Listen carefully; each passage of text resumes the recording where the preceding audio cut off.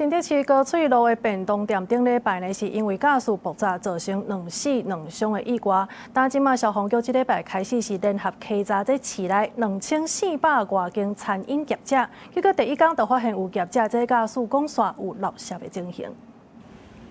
對業者來到餐廳後邊灶卡檢查駕駛桶敢有放好勢，去用專業機器來詳細檢查講煞敢有漏駕駛的狀況。這樣子怕說有些開關或軟管會漏啊。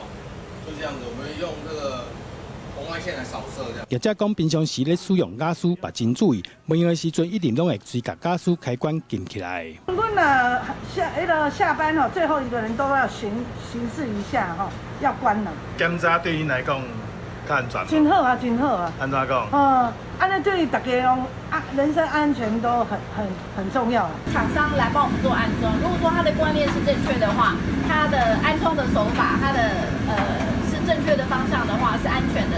那其實我們在後面第二段使用者來講的話，也是 OK 的。事故發生了後，新竹市計劃自這禮拜開始，要第3個月內檢查全市2400多間的餐飲業者。稽查的第一天就發現有便當店的駕駛講有漏，要求店家限期改善。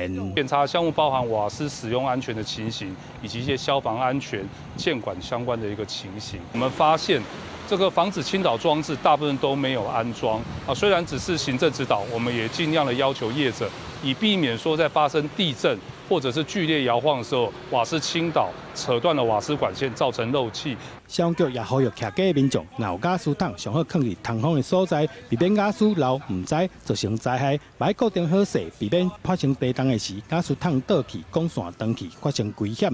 而且平常時買定期檢查，確保使用安全。記者杜君和新竹報道。